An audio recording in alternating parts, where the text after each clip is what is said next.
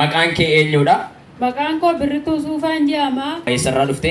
Waldaa Masaratirraa hin dhufe iddoon jiraadhu naannoo Duwwaa 3. Waaqayyo waan baay'ee naa oolee gaarummaa Waaqayyoo himamee dhumu dhuga ba'umsi koo baay'eedha isa keessaa waa tokko hin dubbadha. Eeshi. Innis waa'ee daa'ima kanaati guyyaa sanbataa guyyaa lidatti Yesuus. Aduu san guyyaa akka jarraa ta'e mana oolee obboleessi koo immoo waa charchii kana dhufe. Eeshi. Abbaa warraan kee cherchii kana keessa jiraate cherchii hin dhufne Waaqayyo waa'ee keessa dubbate maal jedhe? Waaqayyo waa'ee daa'ima kootii waan warri naannoo keessa illee jiran warri immoo ollaa keessa illee oote maaloo daa'imti wayii mataan baatu mataa gadi ol maalidha mataan baatu maaloo naannoo keessa illee yoo jiraate iyyaafadhaatuma maaloo dafaatti fidaa'e. Eeshi. Akka yarraamoon manan oole obboleessi koo immoo dhaga'ee jennaan anuma ergaan kan kookii bakka ka'ee batarakii irratti ol ba'ee. Eeshi. Bakka in karatee raajiin balaayi. Bakka daa'ima galgala sa'aatii booddeen jira sagantaan fidii gootu jeen. Eeshi. Bakka anis gallaan natti hime. Eeshi. Anis gammachuudhaan bakka yeroo isaatti waan an ta'e hin beeku. Eeshi. Edaa Waaqayyo dhuguma na argaa. Woyicha bara baay'ee mimmaan bara baay'ee Waaqayyo narraa dhiqe. Mee iyyaati galata fidaa Yesuus. Imimmaan dhoksaa isa namarraa dharabu. Reebaa galata fidaa Waaqayyo. Natu Waaqayyo arguu dadhabe Waaqayyo na arguu dadhabeetan imimmaan dhoksaatti bo'aa jiru Waaqayyo guyyaa tokko keessa guyyaa fidee bara naa fidee Waaqayyo waa'ee koo hin dubbate. Eeshiidhe.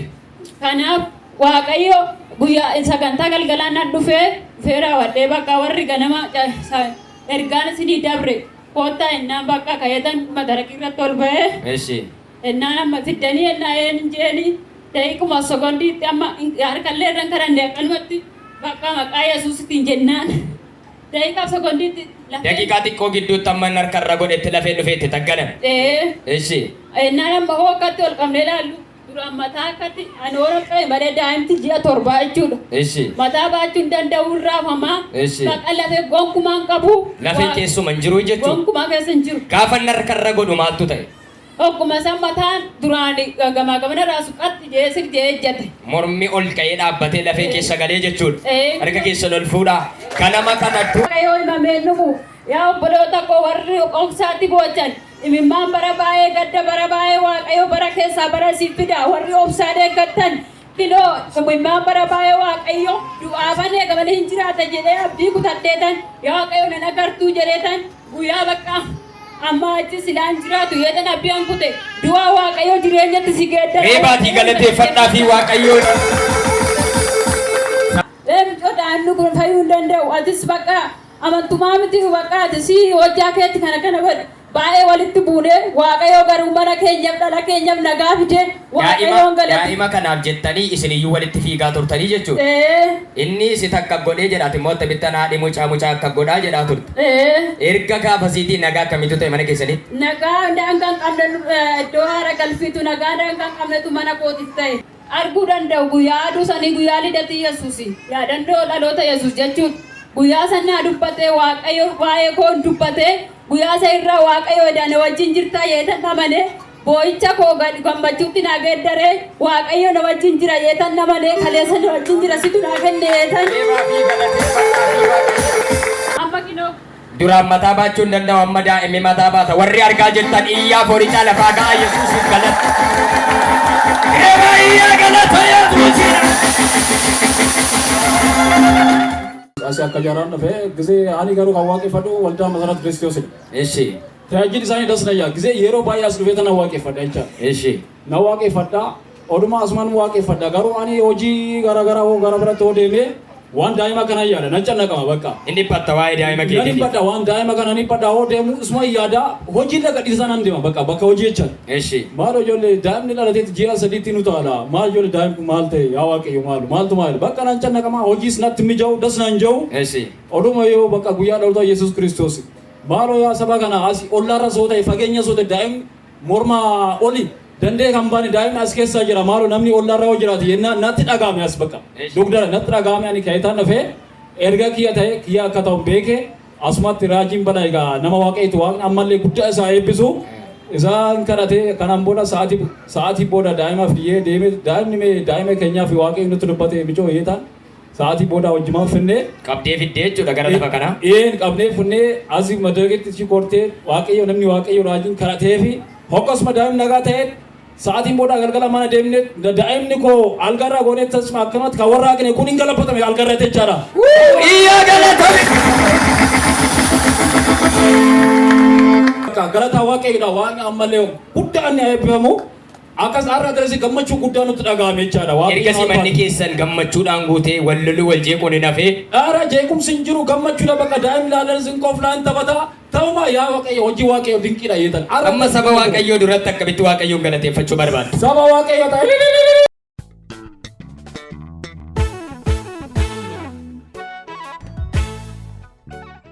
Maqaan koo Boontuu Fufaa jedhama. Eessi eessarraa dhufte? Addis Abaabaan dhufe. Addis Abaarraa hojiidhaaf gara biyya kanaa dhufte. Eeyyee. Erga dhufte maaltu ta'ee waaqayyo maal godhe? Waaqayyo wanti inni naa godhe waan guddaadha. Garuu isa keessaa wanti inni dhugaa ba'a. Eessi. Ergin dhufe hojiidhaaf yeroo dhufe keessatti keessummeessituun ture. Keessummeessituu mana shaayedha. Eessi. Yeroo sanatti wanti hundumtuu bakka ergin dhufe inni irrata malee guutee hin jiru. Herregatu sirratti ba'a galgala herregatu sirratti ba'a ture. Eeyyee galgala yeroo geessinu 200 faa 300 faatu nurratti irrataa 100 faa 25 faa nurratti takkaama guunneen geessinu numa galmeessinaa garuu utuma galmeessu bakka abdii kutadheera maaf kisaaraan dhufe moo hojiin dhufe jedheen baay'ee rakkadha baay'een dhiphadha utuman jedhuun maaloo waldaa jarchii safara kana jiru yoo namni beektan natti agarsiisan jedhee garuu natti agarsiisuu hin dandeenye utuman jedhu sagalee dhaga'ee gara lafa kanaa dhufe isan dhufe keessatti naannoo kanan taa'e yeroon taa'u dubartii amma waaqayyo ishee gargaaree hin ciisti turte eedaa waaqayyo hidhaa waan jedhuun abdii maani bakka ana malee amantii maani waaqayyo gaafa seen utaaltee hiikamsi waaqayyootti bu'ee lafaa kaatu waaqayyoon hojjetaa edaayii jette. Eeyyee waaqayyo in hojjeta bakka anaafis hojjechuu qaba inni kiisii koo saamu inni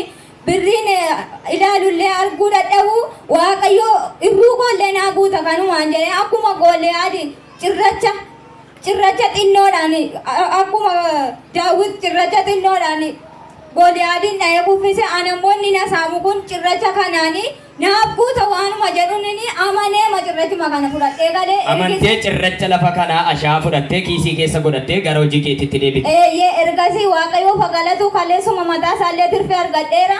Isuma tirfii argadhu liqiin narreerullee maqaan isaa eebbifamu liqiin narreeru tirfii argadhu ofirraa baaseera. Ergasii kan kee hin dabale malee hin hir'anne jechuudha. Galata guddaa Yesuusiif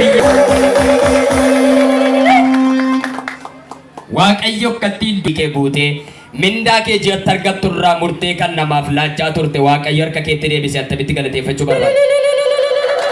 Eebaati waaqayyoon abbachuun. Haleluuyaa!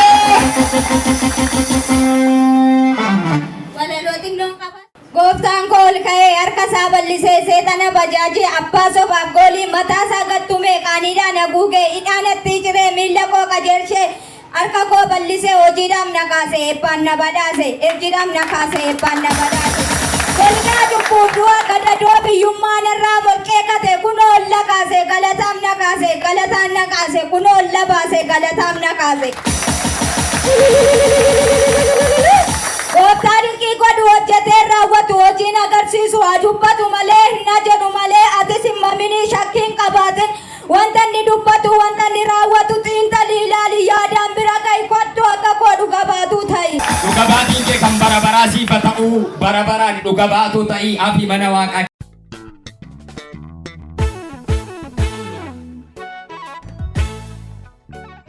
Dhuftanii? Jirmee booraarraa dhuftan waaqayyo maal godhe waa'ee maalii dhugaa ba'uu barbaaddu? Gooftaa Yesuus wanni inni naa godhe. Eeshi. Mucaa tokkotu na jala maraate. Mucaa keessantu maraate. Qalbii dhabe. Eeshi. Mucaan kan maraate manaa nu ari'ee saanqas jiksee barri karra gadi jalluutis jiksee manaa nu ari'ee bakka ba'ee mandara bulla. Eeshi. Manaa baqattaniitu balbala cuftanii mandara bultu. Eeshi. Mucayyoon immoo asii waldaa kana amanatti anillee immoo waldaa biiftuti. Eeshi. Mucayyoo ati dawalee xammaanee mucaa humnee manaa bannee atis koottuti mee jee bijoon tun uftee amma waan isaa agartee si lamaan na dhacheessa bakka manni jaartii kanaa cufaa ta'uu qaba. nan ajjeesa akkanatti kun obboofi afaan godhe nan arasheetan bakka jaatti tan nan ajjeesa ismaafan taa kan jeunatti adaati mate. Eshi dhaluma keessi sin ajjeesaa siin jedhe. Eshi. Micayoon si bakka harka sana amaa bultee micoon kan galte amma bakka raajii balaa'itti himtee isaan nuuf kadhatanii. Eshi. Isaan kan bishaan irratti nuuf kadhatanii bishaan keessanis hin fayyaa. Jaartinis manatti hin deebiti.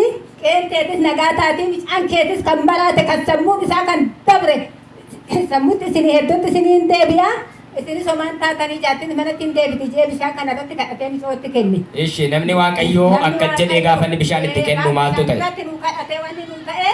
Bishaan kun hin galee ani duraan banan bulu gadan lallaala bakka hamma baay'ee mandara bulutti dhufinnaa laata jeetan gadi lallaala. Bishaan kana namni Waaqayyoo irratti nu kadhatee bishaan hin fidde bishaan kan fidde bakka amma mana ofii keessa gadi gara tokko jiksee akka dukkootitti akkasumatti keessa ciisa maleedha.